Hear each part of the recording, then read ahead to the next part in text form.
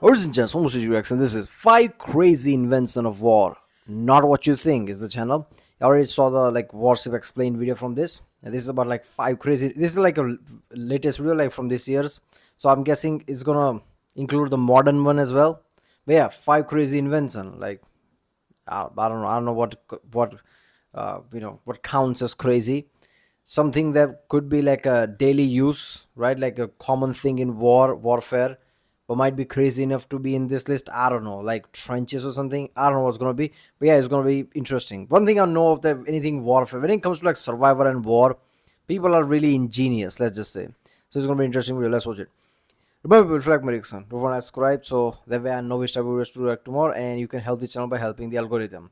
If you want to see more of reactions like this, and like go into link in the decision, past week or two or a month, I don't remember exactly. I've been watching these military style videos a lot, and yeah, I have now Instagram now. If you want to follow me, also link in the decision, and let's watch it.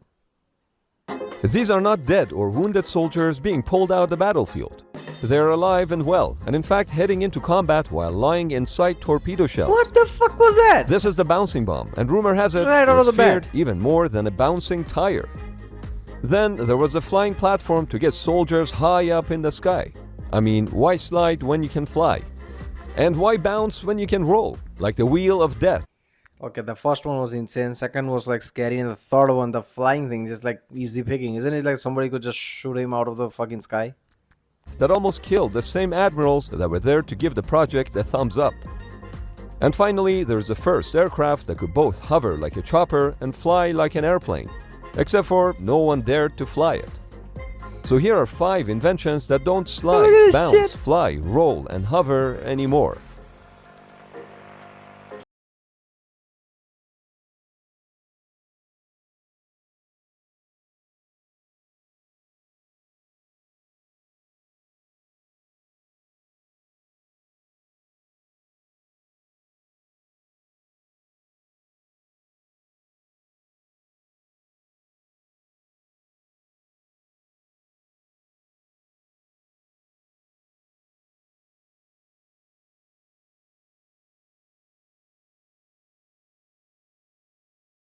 Battlefield 1, that game, right? One of the earliest mission is just like basically people like infantrymen following a tank and how terrifying that shit is. That game captured a dramatic thing of like warfare, right? Especially in World War One, right? So based on that, you can see this like okay, it's like any prone position is like something like it's not that easy to hit like because you're in prone position. On top of that, you're in this kind of a shell. Nobody can even see you at that point. If this catches on like really fast, people would know there are people in there who will basically bomb the shit out of it or just bullets. Before that, this would work. Similar to the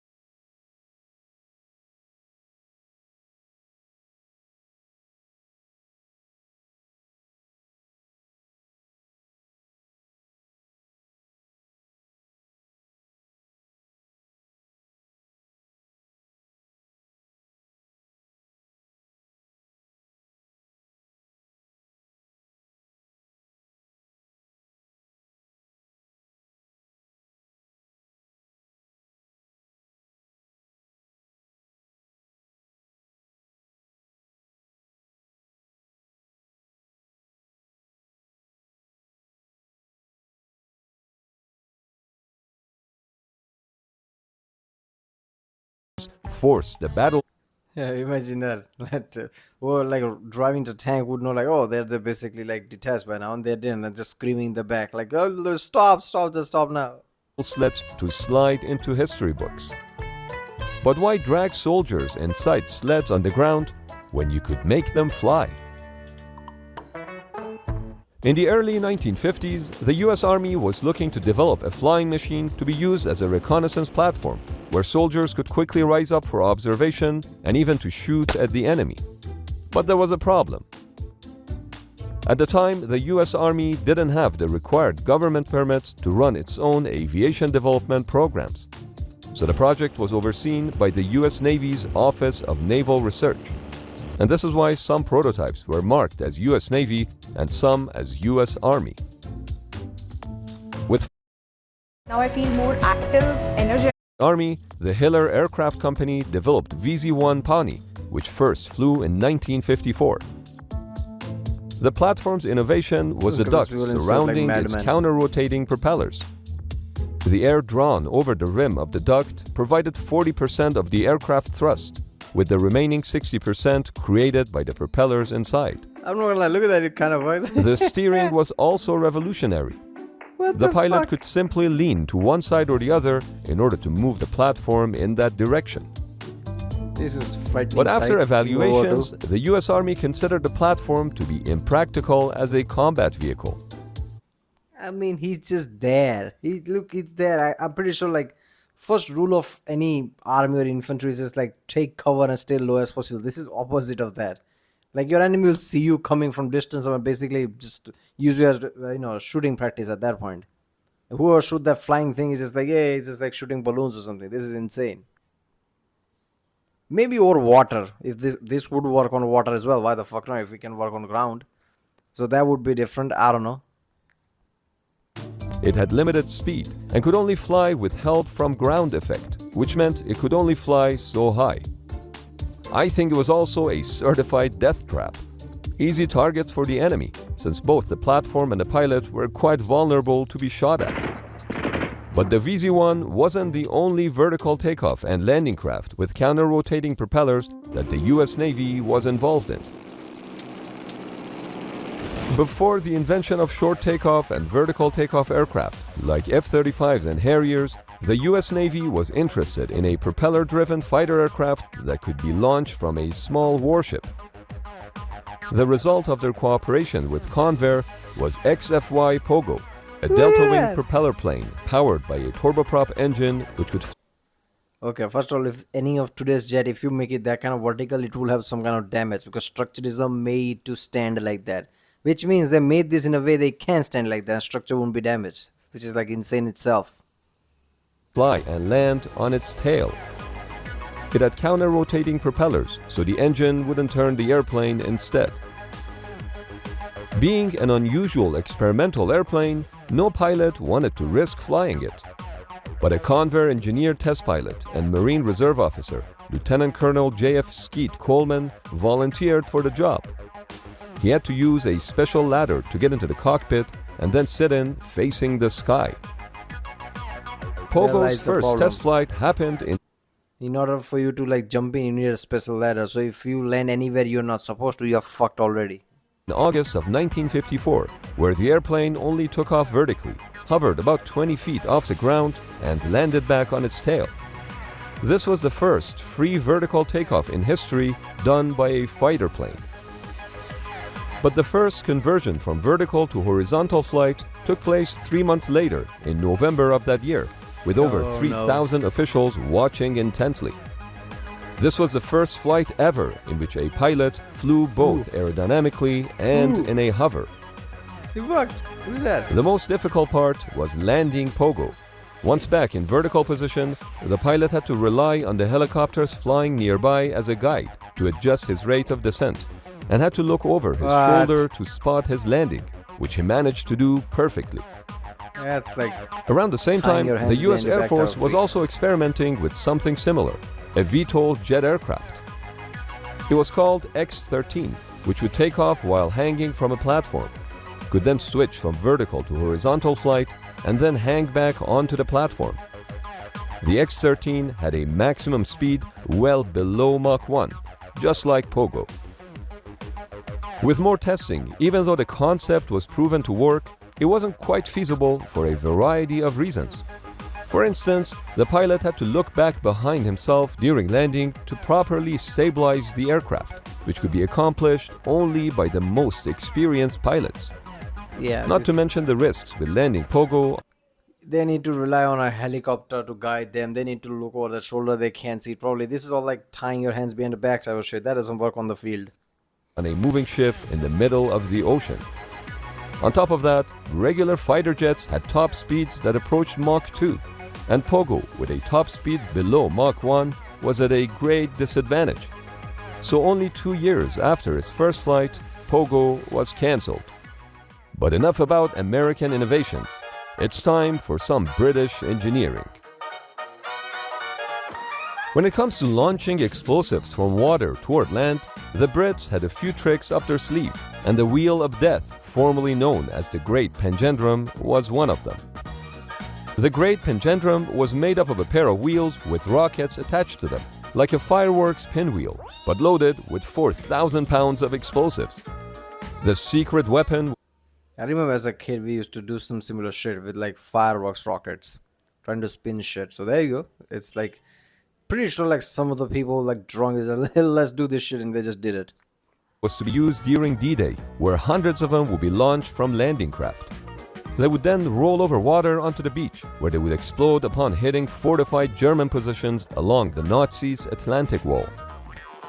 Luckily, before going all in, the Brits brought a couple of Panjandrums to the beach to test them out, which proved the Great Panjandrum to be completely out of control.